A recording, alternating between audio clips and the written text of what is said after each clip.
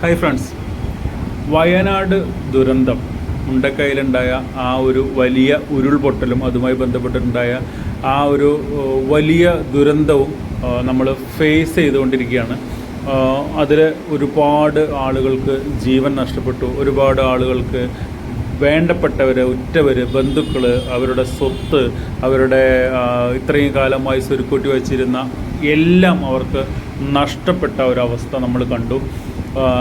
ഇവിടെ ഇപ്പോൾ ഒരു ദുരന്തം സംഭവിക്കുക, ആ ദുരന്ത മുഖത്തേക്ക് മലയാളികളായിട്ടുള്ള എല്ലാവരും തന്നെ ഓടിയെത്തുകയും അവർ തന്നെ കൊണ്ട് കഴിയുന്ന കാര്യങ്ങൾ അവിടെ ചെയ്യുകയും ചെയ്യുന്ന ഒരു കാര്യം നമ്മളിപ്പോഴും കണ്ടുകൊണ്ടിരിക്കുകയാണ്. ഇപ്പോഴും അവിടെ തെരച്ചിൽ നടത്തിക്കൊണ്ടിരിക്കുകയാണ്. കാണാതായ ആളുകളുടെ എന്തെങ്കിലും വിവരമുണ്ടോ എന്ന് തെരച്ചിൽ നടത്തിക്കൊണ്ടിരിക്കുകയാണ്.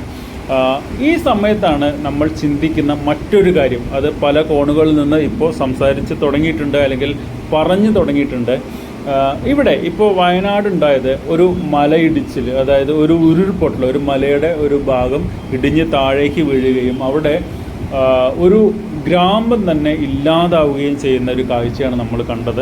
പക്ഷേ ഇവിടെ മറ്റൊരു ദുരന്തം, ഒരു വലിയ ദുരന്തം നമ്മുടെ തലയ്ക്ക് മുകളിൽ നിൽക്കുന്നുണ്ട് എന്നുള്ള ഒരു സത്യാവസ്ഥ ഈ അവസരത്തിൽ നമ്മൾ മനസ്സിലാക്കണം. മുണ്ടക്കൈയിൽ അല്ലെങ്കിൽ വയനാട് അല്ലെങ്കിൽ വേറെ ഏത് സ്ഥലത്ത് ഉരുൾപൊട്ടലുണ്ടാകുമ്പോഴോ അല്ലെങ്കിൽ എന്തെങ്കിലും ദുരന്തം സംഭവിക്കുമ്പോഴോ അങ്ങനെ എന്തെങ്കിലും ആളുകൾക്ക് അത്യാവശ്യം വരുന്ന ഒരു ഘട്ടം വരുന്ന സമയത്ത് നമ്മൾ മലയാളികളുടെ ഒരു പ്രത്യേകത, അല്ലെങ്കിൽ മനുഷ്യരുടെ ഒരു പ്രത്യേകത എന്ന് പറയുന്നത് അവരെ സഹായിക്കാൻ അവിടെ ഓടിയെത്തുക, അവരെ വീടും നാടും ഒക്കെ നഷ്ടപ്പെട്ട ആളുകൾക്ക് പുനരധിവാസത്തിനുള്ള കാര്യങ്ങൾ ചെയ്യുക, അല്ലെങ്കിൽ അവിടെ വീട് നഷ്ടപ്പെട്ട ആളുകളെയൊക്കെ മാറ്റിപ്പാർപ്പിക്കുക, ക്യാമ്പുകളിലേക്ക് മാറ്റിപ്പാർപ്പിക്കുക, ഡൊണേഷൻസ് കൊടുക്കുക, ആ ഒരു പുനരധിവാസത്തിന് വേണ്ടിയിട്ടുള്ള സംഭാവനകൾ കൊടുക്കുക. അങ്ങനെ ഒരുപാട് കാര്യങ്ങൾ ചെയ്യാറുള്ള ഒരു സമൂഹമാണ് നമ്മുടെ കേരള സമൂഹം, മലയാളി സമൂഹം എന്ന് പറയുന്നത്. പക്ഷേ ഇവിടെ ഒരു ദുരന്തം നടന്നാൽ, ഇനി പറയാൻ പോകുന്ന വിഷയത്തിൽ ഒരു സംഭവം നടന്നാൽ, ദുരന്തം നടന്നാൽ, ഇതിനൊന്നും തന്നെ അവിടെ യാതൊരു പ്രസക്തി ഉണ്ടാവില്ല. അവിടെ പുനരധിവസിപ്പിക്കാൻ പറ്റില്ല, ഡൊണേഷൻ കൊണ്ട് കാര്യം ഉണ്ടാവില്ല, വീട് വെച്ച് കൊടുക്കൽ നടക്കുന്ന കാര്യമല്ല. അങ്ങനെ ഒന്നും ഒരു കാര്യവും ചെയ്യാൻ പറ്റാത്ത ഒരു ദുരന്തം നാളെ നമ്മുടെ കേരളത്തിൽ സംഭവിക്കും എന്നുള്ളതാണിപ്പോൾ പറഞ്ഞുകൊണ്ടിരിക്കുന്നത്, പലരും സംസാരിച്ചുകൊണ്ടിരിക്കുന്നത്, വർഷങ്ങളായിട്ട് പലരും സംസാരിച്ചുകൊണ്ടിരിക്കുന്ന ഒരു വിഷയം തന്നെയാണ് മുല്ലപ്പെരിയാർ ഡാം.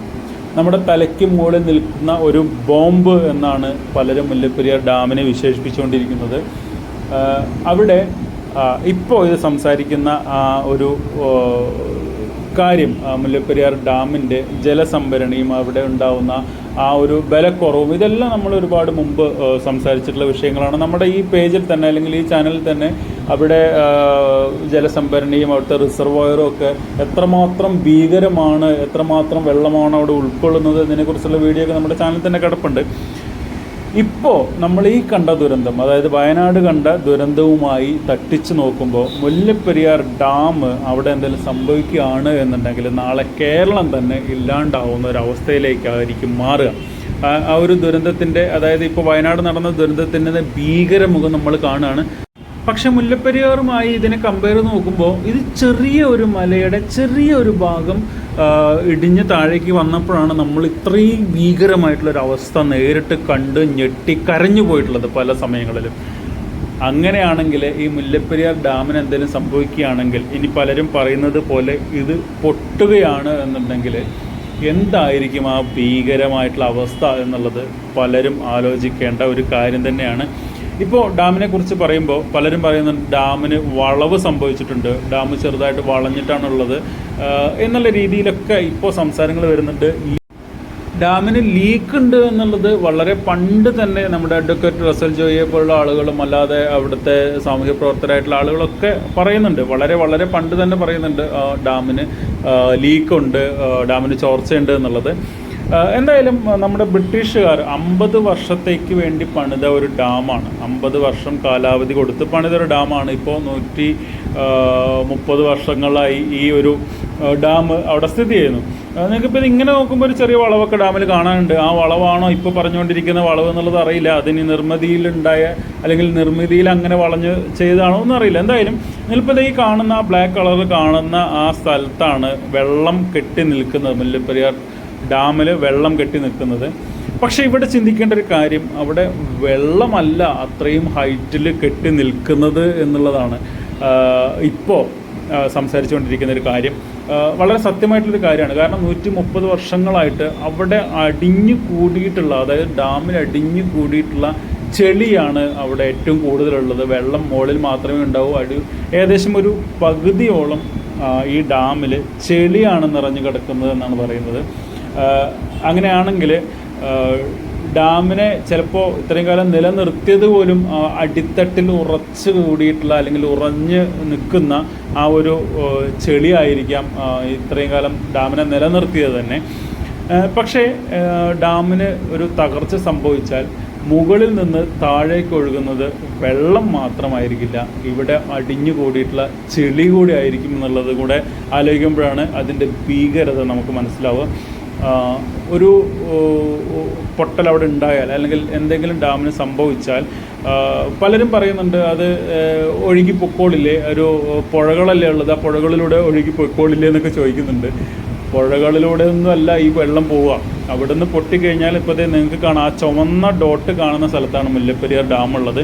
അതും താഴേക്ക് വന്നു കഴിഞ്ഞാൽ കേരളത്തിൻ്റെ ഒരു പകുതി പ്രദേശം തന്നെ ഇല്ലാണ്ടാവുന്ന രീതിയിലേക്കുള്ള ഒരു ജലബോംബാണ് ആ മുകളിൽ നിൽക്കുന്നത്. അതായത് ഏറ്റവും മുകളിൽ തന്നെയാണ്, കേരളത്തിൻ്റെ ഏറ്റവും മുകളിൽ തന്നെയാണ് ഈ ഡാം സ്ഥിതി ചെയ്യുന്നത്. ഒരു ജലബോംബ് തന്നെയാണ് അവിടെ സ്ഥിതി ചെയ്യുന്നത്. അപ്പോൾ നമ്മൾ സംസാരിച്ച് വന്നത് മുണ്ടക്കയിലുണ്ടായ ഒരു ചെറിയ ദുരന്തത്തിൽ എത്രയോ മനുഷ്യജീവനുകളും സ്വത്തുക്കളും നഷ്ടപ്പെട്ടു. അതിനെ കമ്പയർ നോക്കുമ്പോൾ, മുല്ലപ്പെരിയാറുമായി ബന്ധിച്ച് നോക്കുമ്പോൾ കോടിക്കണക്കിന് ഇരട്ടി വലിപ്പത്തിലാണ് നമ്മുടെ മുല്ലപ്പെരിയാർ സ്ഥിതി ചെയ്യുന്നത്. അവിടെ എന്തെങ്കിലും തകർച്ച സംഭവിച്ചാൽ നാളെ കുട്ടികൾക്ക് പറഞ്ഞ് പഠിക്കുന്ന ഒരു വിഷയമായി, അല്ലെങ്കിൽ കുട്ടികൾക്ക് പറഞ്ഞു കൊടുക്കേണ്ട ഒരു വിഷയമായിട്ട് കേരളം മാറും എന്നുള്ളതാണ് ഈ ഒരു അവസരത്തിൽ പറയാനുള്ളത്. അതായത് കേരളം എന്ന് പറയുന്ന സംസ്ഥാനം ഉണ്ടായിരുന്നു ഇന്ത്യയുടെ തെക്കേ അറ്റത്ത്. അവിടെ കുറേ നല്ല മനുഷ്യരുണ്ടായിരുന്നു.